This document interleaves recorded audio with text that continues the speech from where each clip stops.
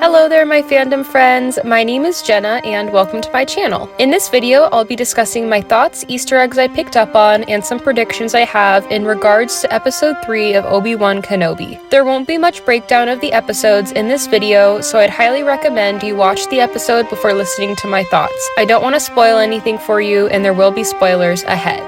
Qui Gon. Obi-Wan keeps trying to talk to his old master, but can't seem to reach him. I'm really hoping by the end of the season, he'll be able to speak to Qui Gon as a Force ghost, or at least hear his voice. However, if Obi-Wan isn't feeling better by the end of the season, that might mean there is room for season 2. It seems like there won't be enough time to change Obi-Wan so drastically in only 3 more episodes, but we shall see, especially if they want to bring in other characters like Maul, who is drastically connected to Obi-Wan. Force explanation. Obi-Wan's simple but very effective explanation of the Force was beautiful in my opinion. It reminded me of when he explained it to Luke in A New Hope, and when Luke explained it to Rey in The Last Jedi. Hallucination. We finally got to see Hayden Christensen as Anakin again. Seeing him in his Jedi robes was absolutely amazing. I definitely gasped when I saw him, and I hope we get to see more of Anakin as a Jedi in the upcoming episodes or in other future shows like Ahsoka. Whether that is from flashbacks, more hallucinations, or as a Force ghost if it occurs in the timeline after he has passed away. Jedi past. I was not expecting to hear a little about Obi-Wan's very past young life. He admits to remembering small pieces of his mom, dad, and a baby who is possibly his brother. It's eye-opening to think there's another Kenobi around Obi-Wan's age in the galaxy somewhere. All of his talk was, of course, sparked by Obi-Wan telling Leia that he sees her mother's face in hers. This was a very touching and different plot point to expand on.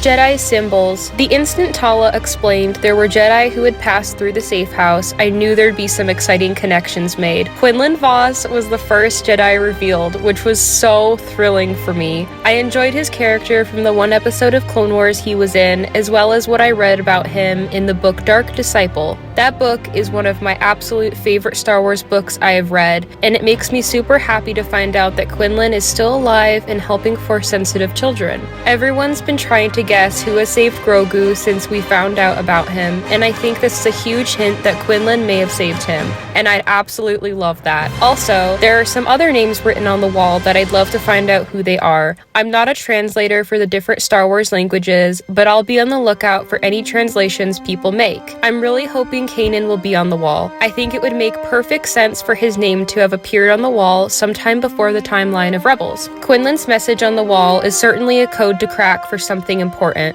Only when the eyes are closed can you truly see.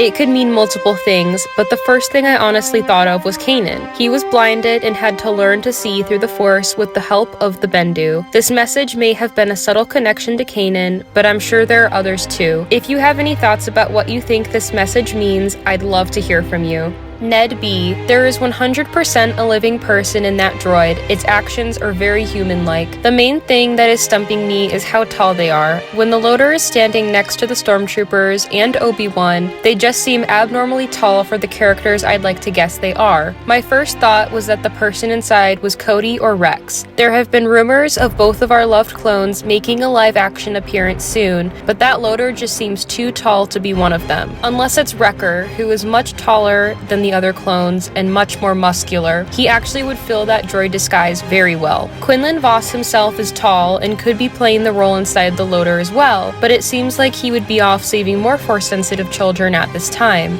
My other thought was that the person inside the loader could be Mace Windu. He's been confirmed to be alive, and I feel like I've been waiting for a while now to see him make a surprise appearance in one of these Star Wars shows. If you have any predictions for who you think is inside of the loader droid, please let me know. I'd love to hear any thoughts about this. Who knows? Maybe it's Jar Jar Binks. Just kidding. Vader's appearance. Not only watching the horrible things Vader was doing, but Obi-Wan's reaction to him was incredibly hard and painful for me to watch. Seeing Vader walk through the town reminded me more of an enraged Anakin than the Vader we come to know from the original series, which I thought made total sense. Anakin is still making the transition to Vader and is still holding on to so much raw hate, anger, and fear he has felt for the past 10 years. Seeing Obi-Wan again for sure triggers it so much more for him as well. Obi-Wan leaves the safe house to lead Vader away while Leia and Tala escape through the secret tunnel.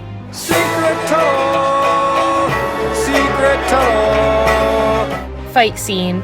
Vader was clearly toying with Obi-Wan during this fight scene and wanted to. He is seeing, just as the audience is, how weak Obi-Wan has become with the Force and his lightsaber. Once Vader used the Force to drag Obi-Wan through the fire, that's when I became extremely uncomfortable. I'm pretty sure I went into a state of shock. After the fact, I guess I can't say I was surprised Vader did this, but I definitely wasn't expecting to see it. It was incredibly difficult to watch. My two favorite characters from Star Wars are Obi-Wan and Anakin, so seeing them at this stage in the timeline is immensely painful and leaves me feeling very conflicted. Not crossing the fire. As for why Vader did not cross the fire to get to Obi-Wan, I definitely have some thoughts. I was going to add that into this video, but realized it was a bit longer of an explanation that I think would be better as its own video. If you're interested in seeing that or sharing your own thoughts about it with me, be sure to check out that video. In conclusion, those were all of my thoughts about the third episode of Obi-Wan Kenobi. If you agree, disagree, or would like to comment your own thoughts and opinions, feel free to in the comment section. I love hearing from everybody and discussing our favorite fandoms as a community. I look forward to hearing from you. So for now, I hope you have a magical day, and I bid you all a very fond farewell.